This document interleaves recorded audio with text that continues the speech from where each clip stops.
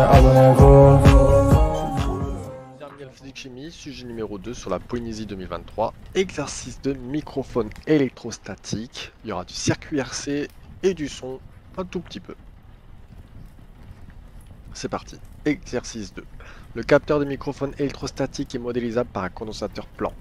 En effet, la vibration d'une membrane chargée électriquement à proximité d'une plaque fixe chargée électriquement entraîne la variation de la capacité du dipôle ainsi formé.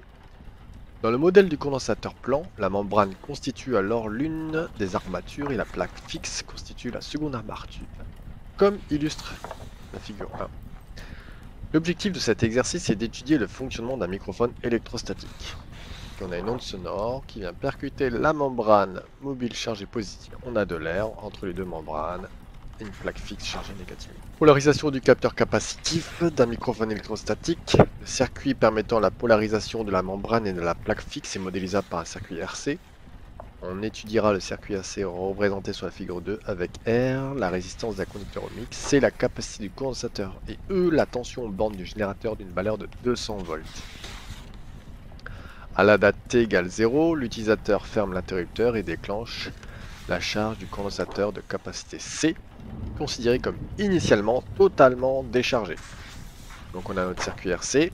Ok, Q1 à l'aide de la loi d'Emaille, montrer que l'équation différentielle régissant l'évolution de la tension UC de T aux bornes du condensateur lors de sa charge est D de UC sur DT plus UCT sur RC est égal à E sur RC. Ok, donc tout d'abord on commence par la loi d'Emaille. UC de T plus UR de T est égal à E. La somme des récepteurs est égale au générateur. Or, UR de T est égal à R fois I, c'est la loi d'Ohm. I est égal à dQ sur dt et Q est égal à C fois UC de T. Donc, le UR, je le remplace par R fois I. Le I, je le remplace par dQ sur dt. Q, je vais le remplacer par C de CUC. J'extrais le C parce que c'est une constante, la dérivée d'une constante, on le vire. De la dérivée, on le garde quoi du coup. Et ensuite on divise tout par RC. Et on retrouve l'équation différentielle qu'ils nous ont donnée. Vérifiez que la solution de cette équation différentielle est UC de t est égal à E facteur de 1 moins exponentielle de moins t sur taux en précisant l'expression et l'unité des constantes taux. Donc ok, bon, alors première étape ce que je fais, je développe toujours. E fois 1E, E fois l'exponentielle, ça fait moins E exponentielle. Ok, ensuite je vais remplacer le taux par RC, donc taux est égal à RC. Donc ici je vais juste remplacer le taux par RC. Et maintenant on dérive. La dérivée de ça, la dérivée d'un nombre, ça fait 0. La dérivée de moins e exponentielle de moins t sur taux sur RC. Donc c'est exponentielle u. K fois exponentielle u, je garde mon coefficient devant l'exponentielle. Je prends ma puissance, je la dérive, la puissance moins t sur RC, la dérivée c'est t la variable. Donc je le dérive, ça devient 1 moins 1 sur RC. Exponentielle de moins t sur RC. Ok. Je simplifie tout ça, moins fois moins ça fait plus. E fois 1e sur RC. Exponentielle de moins t sur RC. Je remplace tout ça dans mon équation différentielle. À la place de d de uc, je vais écrire ce que j'ai trouvé. Et à la place de uc, je vais remplacer par ma forme développée. Et je divise tout par RC.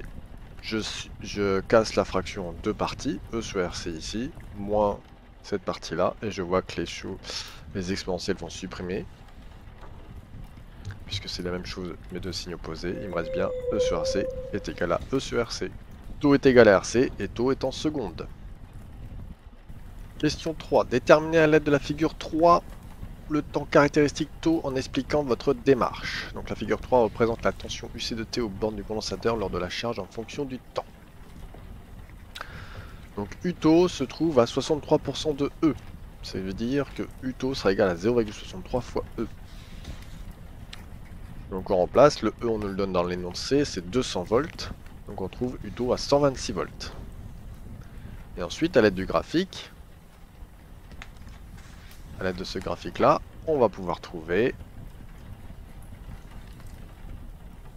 Donc on se reporte à 126 volts. On touche la courbe et on descend et on trouve 1,55 microsecondes. Attention aux unités. 1,55 microsecondes, ça fait 1,55 10 puissance moins 6 secondes. Question 4. En déduire la capacité C du condensateur, sachant que la valeur de la résistance R du conducteur ohmique est égale à 1,0 fois 10 puissance 5 ohms. Comme taux égale à RC, ouais, je vais avoir C qui est égal à taux sur R. Taux, c'est la valeur en secondes que j'ai trouvé juste avant. R, on nous le donne, c'est 1,0 10 puissance 5. Et on trouve une capacité de 1,6 10 moins 11 farad. Si jamais on vous le demandait en picofarad, on divise par 10 moins 12, parce que pico c'est 10 moins 12, et on trouve 16 picofarad.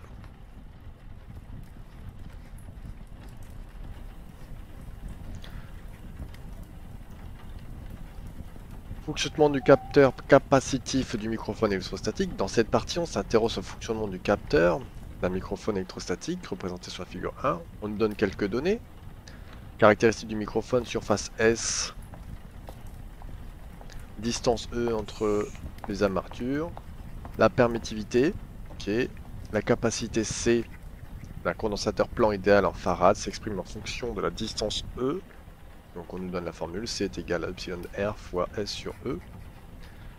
On nous donne la relation de l'intensité sonore grand L et la valeur de I0, l'intensité sonore de référence. Question 5, calculer la valeur de la capacité C0 du condensateur modélisant le microphone au repos. Donc on sait que C est égal à epsilon R fois S sur E. On s'adapte à la situation, le C je le remplace par C0. Epsilon R fois S sur E. On remplace juste les valeurs qui sont données. Et on trouve 1,55, 54, 10 moins 11 farad.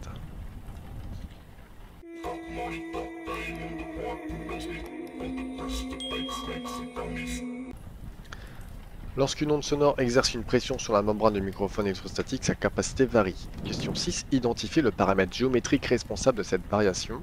En déduire si la valeur de la capacité C aux bandes du capteur augmente ou diminue lors d'une surpression. Donc on reprend la formule C est égal à epsilon R fois S sur E. Le paramètre modifiable dans le micro est la distance entre la membrane mobile et la membrane fixe. S'il y a surpression, la membrane mobile se déplacera vers la membrane fixe. Alors la distance E diminue.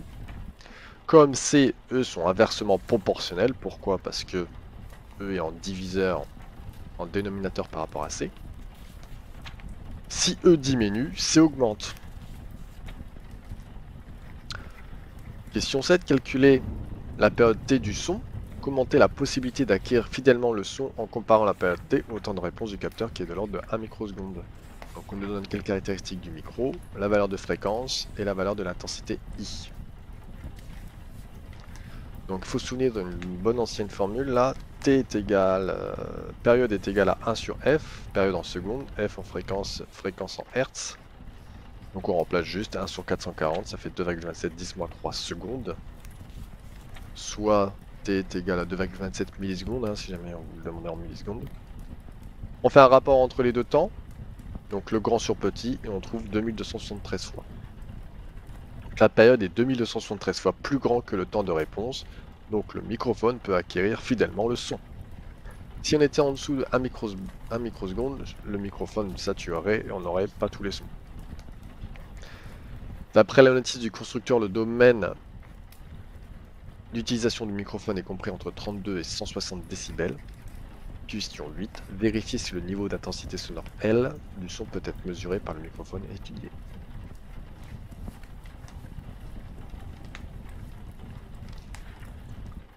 On sait que grand L égale à 10 log de I sur I0. Grand L en dB, I et I0 en watts par mètre carré.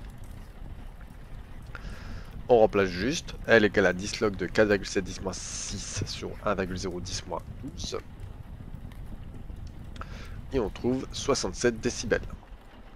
L est compris entre 32 et 160 décibels, donc le microphone peut acquérir le son d'une intensité de 4,7 10-6 watts par mètre carré. Voilà ce qui conclut l'exercice 2 de Polynésie 2023 sujet 2. Bien joué si tu as tout réussi. Félicitations à toi.